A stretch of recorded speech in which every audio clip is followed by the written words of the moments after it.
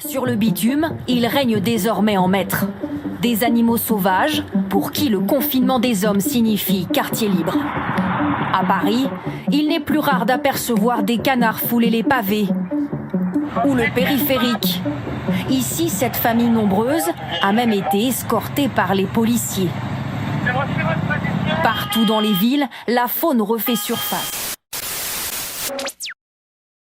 Mesdames, Messieurs, bonjour à tous. Aujourd'hui, une nouvelle vidéo sur un concept qui suit un peu l'actualité. On va parler plus précisément de la faune et de la flore pendant ce confinement. C'est parti.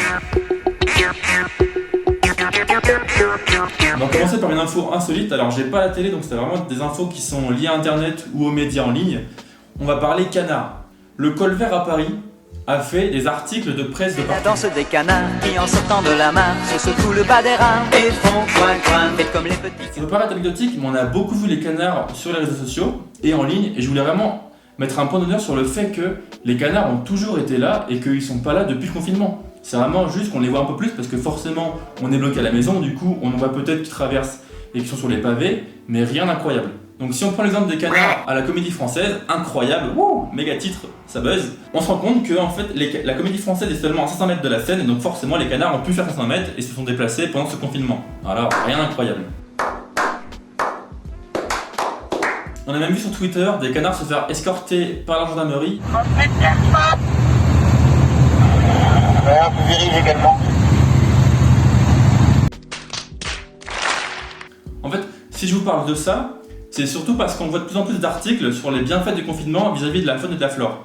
Et moi je vous pose une question, est-ce que vous pensez sincèrement que 2 ou 3 mois de confinement, même mondial, peuvent compenser 50 ans de surconsommation, 50 ans de croissance? Oups!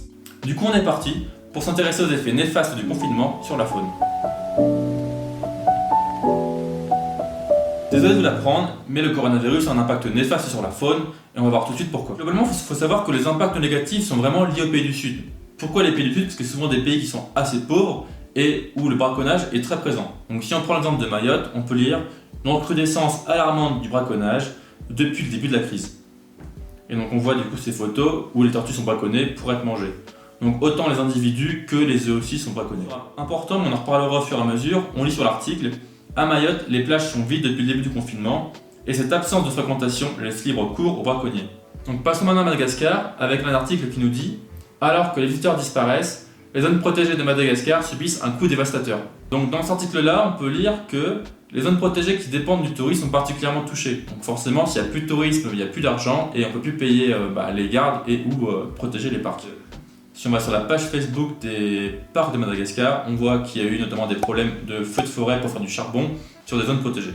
Après Mayotte et Madagascar, on va maintenant passer au continent africain, notamment en RDC, au parc du Virunga qui est connu pour être un parc qui héberge une population de gorilles argentés. Et il y a une attaque durant ce confinement armé qui a fait 13 morts avec des gardes de parc évidemment, dont 4 civils. Cette attaque elle n'est pas inhérente au confinement, c'est-à-dire qu'il y a eu des attaques avant et il y en aura après. Cependant on se rend compte que comme c'est un peu le flou actuellement, comme il y a moins de gardes de parc, il y a moins de touristes et les zones sont désertées, et donc forcément ça pousse les braconniers à passer à l'acte. Et enfin un exemple français, parce qu'il n'y a pas que les pays du Sud qui de braconnage. Donc vous le savez peut-être, mais durant ce confinement en France, la chasse est interdite, pour respecter les règles du confinement évidemment. Cependant, on peut entendre des coups de feu, et donc de braconnage illégal sur tout type de gibier. Mais au fond, quelle différence y a-t-il entre le bon et le mauvais chasseur? Je l'attendais celle-là, je l'attendais. C'est bon. C'est bon. C'est bon. C'est bon. Tiens, la deuxième là, tiens. Tiens, celle-là. Putain, j'ai plus de balle, merde. Donc on se rend compte que c'est pas forcément un problème qui est que lié aux pays du Sud. Globalement, le schéma il est assez simple. Qui dit tourisme égale argent, et qui dit argent égale maintien des aires protégées. Dans le cas du confinement, il y a forcément une baisse de fréquentation des touristes, voire plus de fréquentation du tout, et donc moins d'argent, et donc la protection est plus difficile. D'autant plus qu'on l'a vu, les gardes-parcs sont eux aussi limités dans leur mouvement, et ne peuvent pas protéger toutes les zones. Le but de cette vidéo, c'est vraiment de mettre en relief l'information.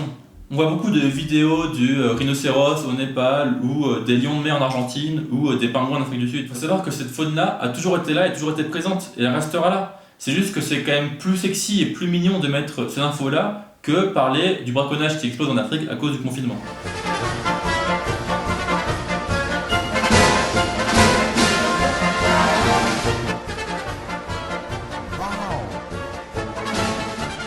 Enfin voilà, ceci étant dit, j'espère que cette petite capsule Covid vous aura plu et je vous dis à la prochaine. Ciao.